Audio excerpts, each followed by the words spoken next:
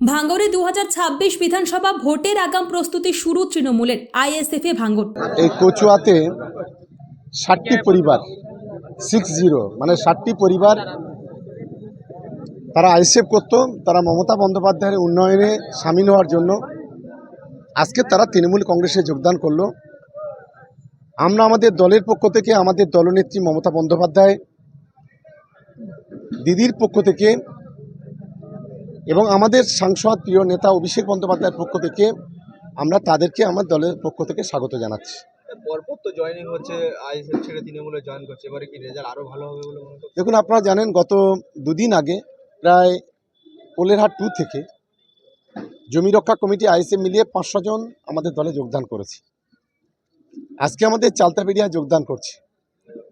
আমাদের গতকাল নারায়ণপুরে সেখানেও প্রচুর আইএসএফের কর্মীরা তৃণমূল কংগ্রেসে যোগদান করেছে।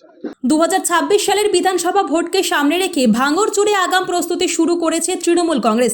ভাঙড় 1 ও 2 নম্বর ব্লকে একের পর এক রাজনৈতিক সভা করে জনসংযোগ বাড়াচ্ছেন ক্যানিং পূর্বের বিধায়ক শওকত মোল্লা।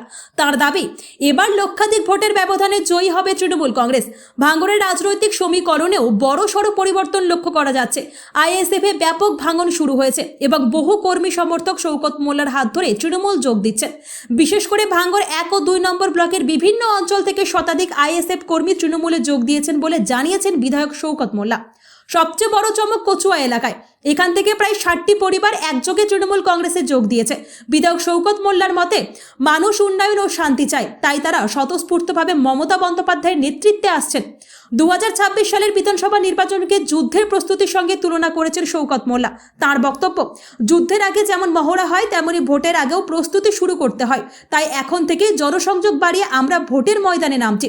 তৃণমূলের এই আগ্রাসী প্রস্তুতি এবং আইএসএফ এর ক্রমবর্ধমান ভাঙড়ের রাজনীতিতে বড়সড় পরিবর্তনের ইঙ্গিত দিচ্ছে। এখন দেখার সামনের দিনগুলোতে রাজনৈতিক পরিস্থিতি কোন দিকে মোড় নেয়। Bureau report, PB news. Andaman township project, ফ্ল্যাটের থেকেও সস্তায় এবার নিজের বাড়ি। প্লট করার জায়গা মাত্র 1,80,000 থেকে 3 লক্ষ টাকা কাঠা এবং সাথে সাথে নিজের নামে অগ্রিম রেজিস্ট্রি করে নিন।